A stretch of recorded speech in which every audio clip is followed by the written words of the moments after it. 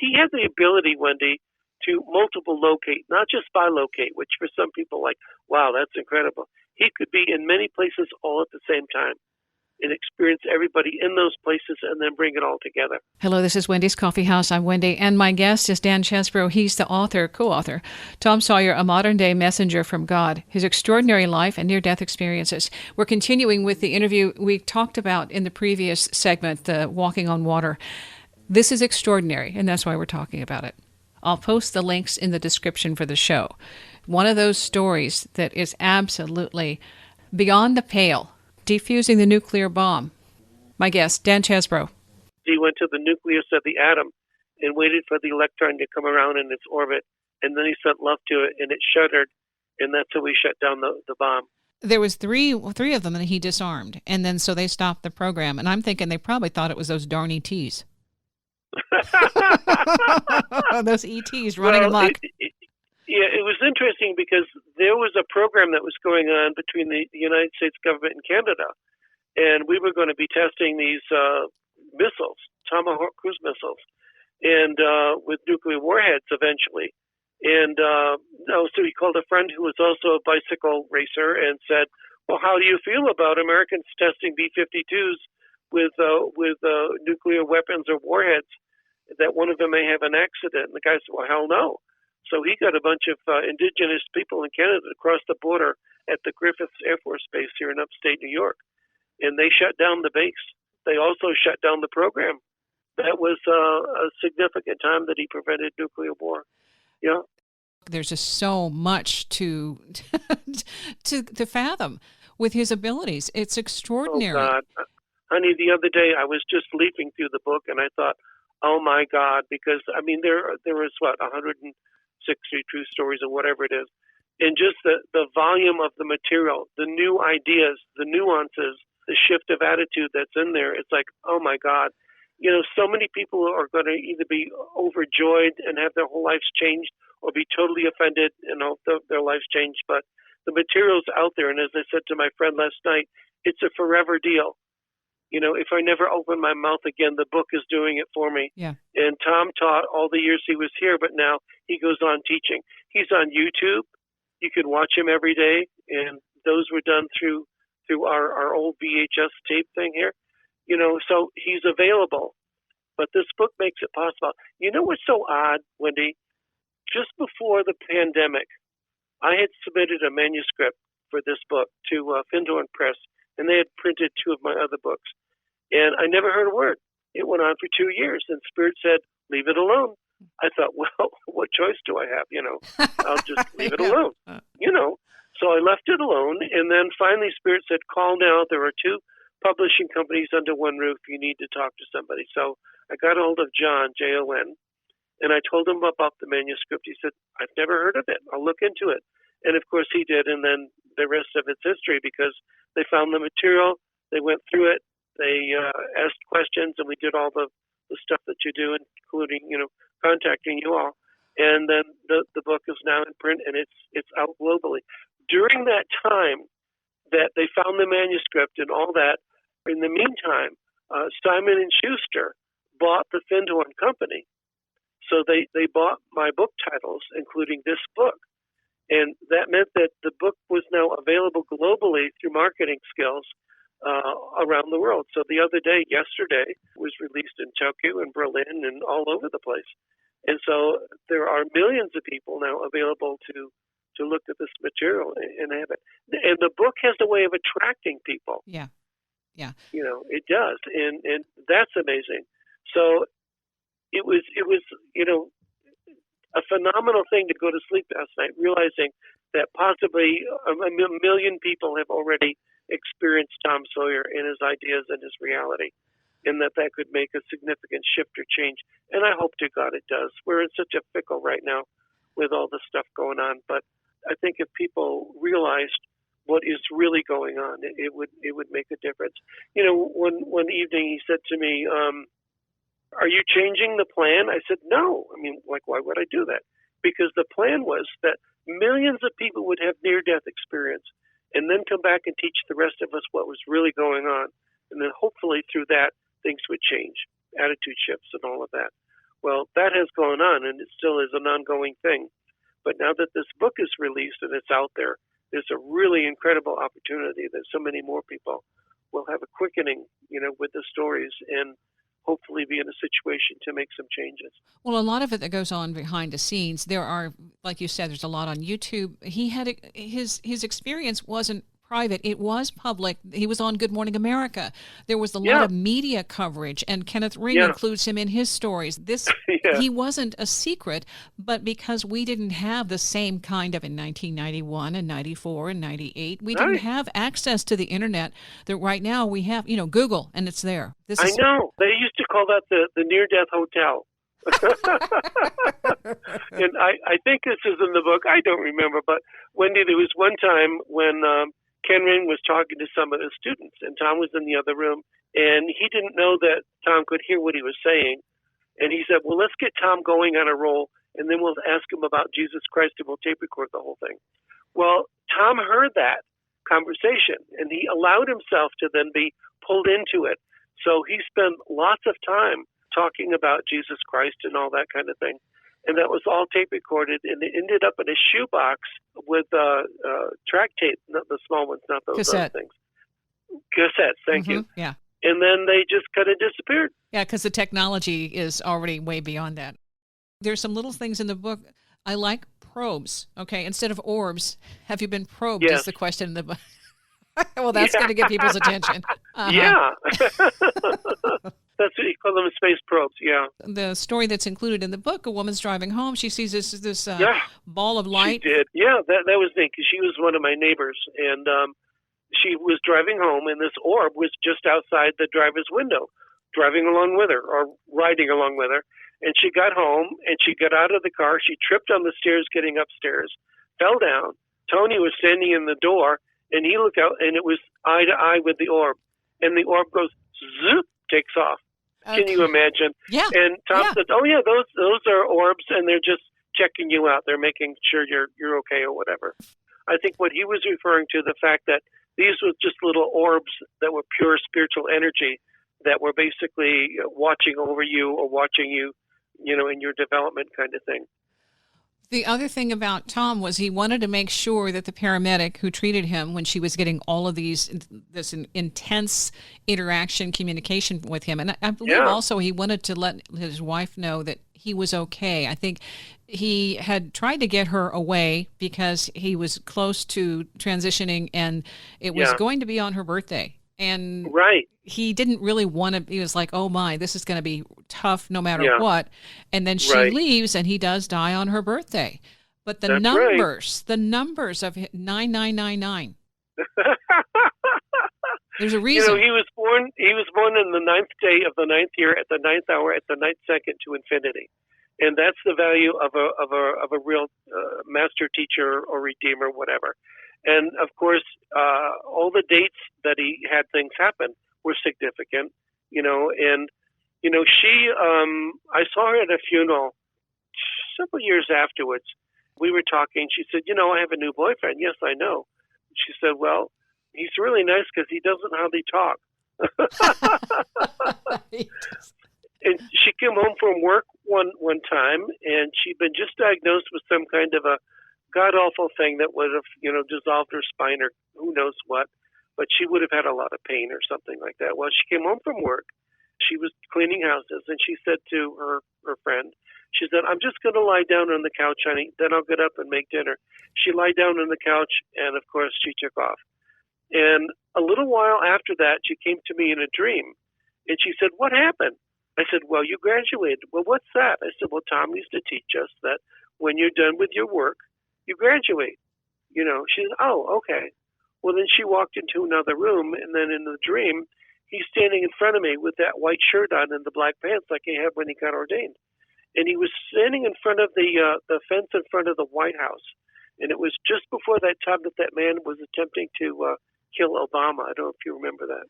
There was a blood, like a gunshot on his chest at that. And then later I saw his wife, and she was combing this little girl's hair, which would have been her daughter, had the daughter lived. It was amazing. Did you read, I'm sure you did, the one about the little boy who had the experience from anesthesia? Yes. Heaven is for real. Yes. Well, he did not have a near-death experience. He had a reaction to anesthesia.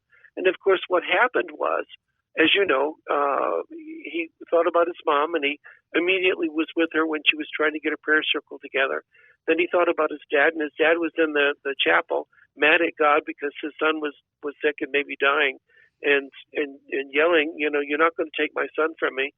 Then he wanted to be at his dad's church, and then zoom, he's in the church, and he's sitting down and he's looking at the choir. I love this part. So the choir singing like "Glory to God" and all that stuff, and the kid said, "Don't you know Queen?" Yeah. And then Jesus shows up and takes him to paradise, and he's sitting on Jesus's lap, and then his sister comes to him, and she keeps hugging him, but he'd not known her. And he says, "I don't know who you are." She said, "Well, I'm your sister." "Well, what's your name?" "Well, Mom and Dad didn't give me one. She was a miscarriage or something." Then later, as you recall, he comes back and he's with his mom, and she's folding clothes. And he said, "Well, I met my sister, and she thought he was talking about the one in the other room." He said, No. And then he explained it, and the mother just kind of freaked because they never discussed it. Yeah. Never discussed it. And then he said to his father, "And I saw Pop." He showed him pictures of him when he was an old man. He said, "No, that's not Pop, but it was his grandfather." Mm-hmm. But he didn't look like that when he saw him in paradise.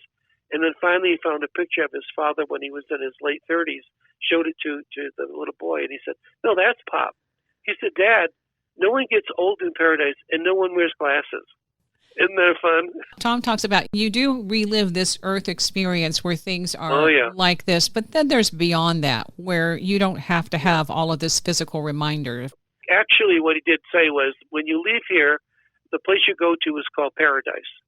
And it's similar to this in terms of thought form, reality, and all that.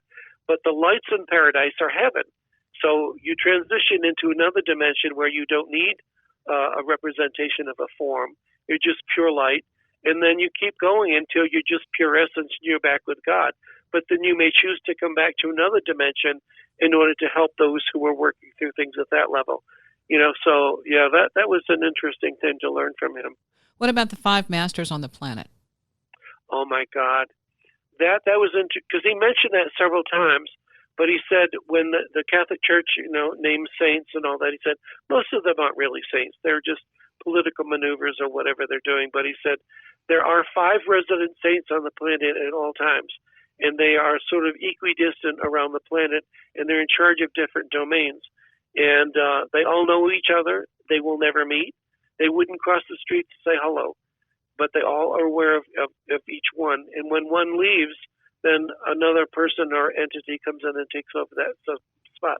So they basically keep the harmonic of life viable here by physically being together. And I would have a sense that Tom would have been one of those 5. I mean, he never actually said that, but just the nature of what he did. I mean, he knew all about airplanes and wherever they were, and if there was a problem, he was right there on the plane. And I mean, he told me stories that years later I thought, Chesbro, there's only one way he could have known that, to have been sitting next to the guy in the plane when the tire came through the windshield. The guy didn't live to talk about it, you know? You also, when in San Francisco, you're on the phone with him and he says, "I've got to go. Yeah. I've got the bridge is Gotta go. the There's an earthquake. falling." Yeah, Mm-hmm. people are being killed on the bridge. And he said you know, he couldn't help people unless they asked. So there was a plane in the they were hijacking it and killing people, and he went to check it out and said there was only one person who was asking for help, so he helped her. No, isn't that awesome? I mean, really amazing. I mean, the plane was full of people, and the Arabs were looking for Jews that were going to trade them for, you know, people who were in prison or whatever they were doing. And Tom said, I walked up and down the aisle. There was only one person on the plane who was praying to God for help. So that was the only one I could help. And then she had said, well, if I get shot in the head, I'm going to play dead if I can survive it and lay on the tarp until maybe somebody gets me. So they took her to the front of the plane. They shot her in the head, but it acted like a cork in her skull. And they pushed her off the plane, and she landed on the tarp. And she played death. And while she was doing that, her grandmother, who was in spirit, came and showed up to her and said, I can bring you back now, or if you stay, you'll be divorced and you'll have to go through therapy like the children that you came here to teach. As soon as she made the decision to stay, Tom left. And then later he finds her on the Donahue show. And he was afraid she was going to recognize him. I said, Tom, you were invisible. How was she going to know who you were? But, she kept bending over and looking at Tom and saying to Donahue, she said, isn't he wonderful? Isn't that a wonderful guy? But she had no idea that's who. And his worry, honey, was that if she found out it was Tom, she thought she was praying to God, but she got Tom. That's what he was aware of. Yeah. Well, that's a messenger. That's what they do. I would love for her to find this book somehow, and I'm sure if it's meant to be, she will, and read that story and realize the greater reality of her experience. I think that would be an incredible thing. Because she came to Rochester one time, and he was really afraid that she'd show up knocking on his door. I said, Tom, she doesn't know who you are. Tom Sawyer, a modern-day messenger from God, his extraordinary life and near-death experiences. Wendy's Coffee House. So while Thomas Joseph Sawyer sat in the middle of the Ganges for 20 minutes, he changed the course of the Ganges, the holy river. And because he was here, he changed the course of human history. Tom Sawyer, a modern-day messenger from God. Dan Chesbro. What is so incredible, when he's working on a truck and the thing falls, slams down on him on his chest, he can't breathe. Yeah. He's dying. No. Then when he goes to the hospital and the kinds of injuries that they find. Yeah, the X-ray technician came down. He said, I want to talk to Mr. Sawyer. He said, over here. He said, we want to keep you and look at you for a while, observe, because there were no internal injuries. They took X-rays. He said, maybe the spleen, maybe the liver, but we want to. He said, no, I'm going home. In his book, he talks about maybe that wasn't the wisest decision because it was pretty intense. Right. It was very painful. Yeah. I think he had to go back. The massive injuries he could have had, given how heavy this truck, this vehicle is on his chest. Even the doctor said a baby could have survived that. And they have cartilage chest. A baby could not have survived that. Yeah. And there were no internal injuries. Yeah. So that in itself is extraordinary. It kind of tips the whole thing into this is going to be an amazing story, an amazing journey. Yeah. When he had the second encounter, the second checkout point, then he came back. He didn't have the same kind of abilities he'd had earlier. No. But, Wendy, whatever he didn't have, he was able to still do an incredible amount of reality work with what was left behind. But it was sort of like if you knew Superman and then somebody said, look, I'm taking your cape away, but you're going back, but you don't have your cape. I mean, it was just like, oh my gosh, but he came back because he wanted to help the priesthood. And his wife got ordained, and he spent the rest of his years teaching the priesthood or giving lectures and talking about his death experiences. So right up until the very end and even beyond, really, he was constantly, in the teaching mode and sharing. Yeah. A great sense of humor, too. He was very funny. Well, he'd already walked on water, so he proved it could be done. Hey, okay, been there, done that. Yeah, 3 times, apparently. Yeah, just in case anybody had any doubt. Yeah. I have photographs that were not in the book because they were just, not able to translate, I guess, of one of him sitting on the Ganges in lotus position. And the other was when he swam back to the hotel, because 2 people told me at 2 different times that he swam out into the Ganges. Now, Wendy, the Ganges is melting ice and snow. That's how cold it is. But he swam out there in a T-shirt and boxer bathing suit, got up, walked around, sat down, prayed and meditated, and then swam back. So he's on the Ganges. Which is ice water, basically. And for 20 minutes, he prayed and meditated. And, of course, I know I mentioned in the book that his full name was Thomas Joseph Sawyer. Mm-hmm. And Thomas is a Greek word, didymus, which means twin. And Joseph means in God will add, which is what happened. And a Sawyer is somebody who saws, or he's the carpenter, and he was that. Yeah. But it's also a trig in a stream that, because it's there, it changes the course of the stream. So while Thomas Joseph Sawyer sat in the middle of the Ganges for 20 minutes, he changed the course of the Ganges, the holy river. And because he was here, he changed the course of human history. Wow. Yeah. Oh, okay. So the book, Tom Sawyer, A Modern Day Messenger from God, is absolutely incredible. Just the stories. These are wonderful that you were right there to say, this is what I saw, this is what I witnessed, this is how it worked. And not only that, there's no death. That's what he wanted to make sure. He was supposed to come back and say, there is no death. How do we know? What does that mean? Well, Albert Einstein, which is a person he often championed, because when Tom had his first death experience, He met Albert Einstein and Niels Bohr, Max Planck, and all those people. He thought they were still here. He could go down the street and have a cup of coffee. So he was a bit disheartened to find out that they had already transitioned. But he implied that Albert Einstein was also a Christed being. He said, Dan, think of all that he has given us and what continues to be given through his math and his personal revelations. It was just an amazing facility to know him and to be aware of what he did. He knew that one of the things that distressed Albert when he passed was that we had used his information to invent a nuclear weapon. And he was just really upset about that. And he and Max Planck and some of the others were trying very desperately to make that not happen again. So at some point, when Tom realized that that was not going to be the case, he got a hold of Albert's sister, who lived in Chicago, and sent her a message that your brother is now at peace. For anyone who creates those kinds of unintentionally destructive to the entire scope of humanity, but destructive, they have to have a realization later on is, how can I undo that? Right. And you remember the story about the guy down in Florida he built the Coral Castle? Yeah.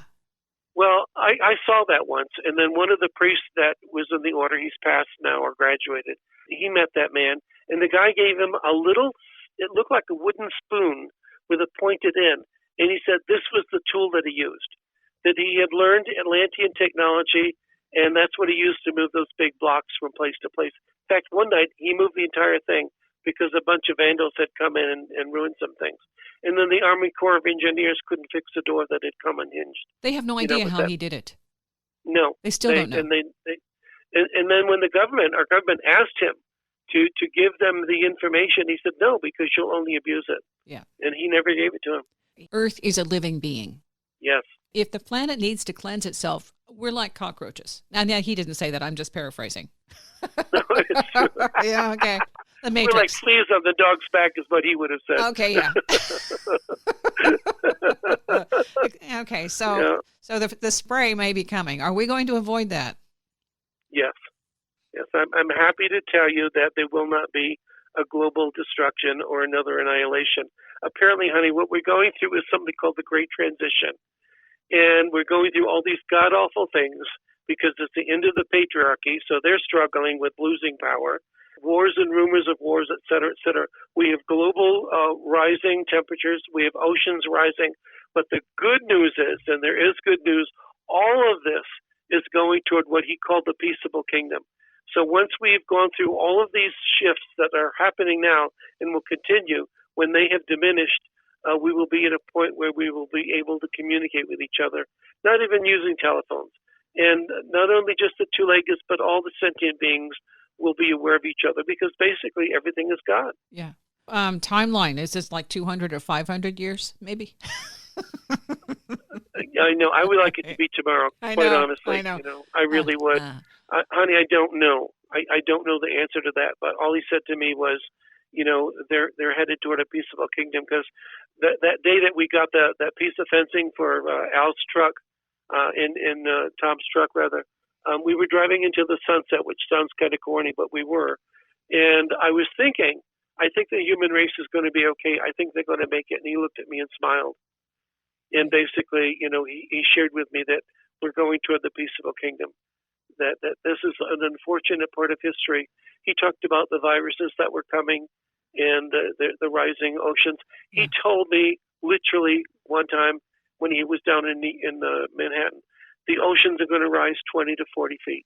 And now the scientists are agreeing. They're saying that, Yeah, I think so that they've means known mass that migration and all that. Yeah, they've known that, and the animals are saying that, and it's just a matter of we've been going a different direction, and this is not just a hard stop; it's a stop and an about face, and that's challenging. Yeah, and the thing about it is, Wendy, too, this has gone on for a long time. I mean, he talks about how, like in my backyard, there's a creek that runs through my backyard, and he said, Dan, that used to be the Genesee River.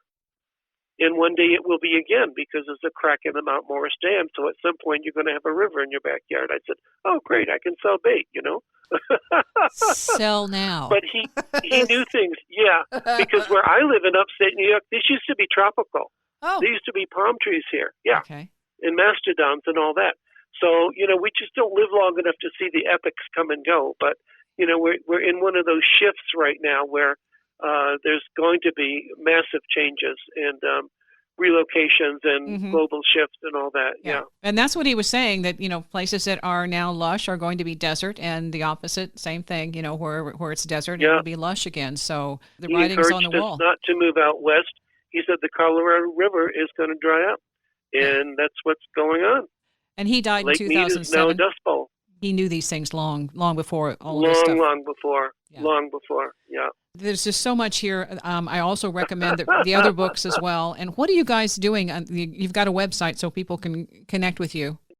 Jim is available. He's also retired, and he travels with his wife Bonnie quite a bit.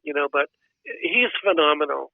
In fact, when I asked him if he would edit the first book on Melchizedek, he had tears in his eyes. And years later, I said, Jim, why were there tears in your eyes? He said, Dan, what you don't understand is I've always known that I had a very special job to do as far as editing and all that. And when you asked me to edit that book, that's why I had tears in my eyes. And that's Jim Erickson? Yeah. He's a great guy. Yeah, okay. Tells great jokes. Sounds great, yeah. And we need some humor. If you ever need a great joke, give him a call, right? We need some humor. In fact, I would really encourage you to communicate with him. He's a great guy. He's brilliant. He's a lot of fun. Yeah. Okay. Well, thank you. All right. You're welcome. Is there anything you want to add? Well, just that it's been an absolute pleasure to talk to you. Although we physically haven't met, I feel like I know you, and it's been great. My publicist said, "Are you enjoying this?" I said, "Immensely."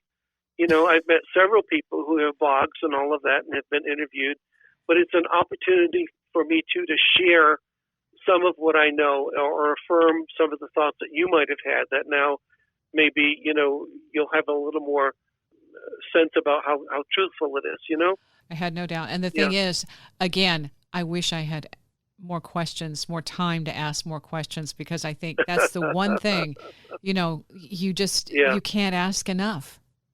No, I know. Honey, the one question I did ask him was, how long should you take to go over your past life before you reincarnate? And he said, Dan, there are no rules. He said, do you remember rules? I said, no. He said, there are no rules. He said, you could take 200 years. You could come back tomorrow, but I wouldn't advise it. You really need to take the time to think about your last incarnation and all that it was about and what happened before you think about coming back into another incarnation. This is a school, and you'll come back to school.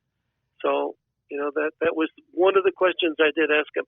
Jim was so frustrated with me. He said, my God, Chesbro, you were with somebody who was one with God, and you didn't ask him more questions? I said, you don't understand. If you're sitting in front of God, what do you ask? Yeah. Yeah. But that's what he said. I can't answer it unless you ask. So I'll ask, did he talk about transmigration of soul? Yeah, he said that doesn't happen. You don't go from being a human form into an animal or whatever. In fact, since you brought that up, I wasn't aware that I was supposed to write another book. I figured I'm done. Well, on Facebook, they show you your old history, like 5 years ago or something. And apparently I was flying down to North Carolina, and on the plane, I had a little message from my inner voice, and it said, well, your next book is going to be about reincarnation. I said, what? What? Yeah. So then I called my friends up in Ottawa, and I said, would you be willing to work on this with me? Because this is all news to me, and I haven't quite digested it yet.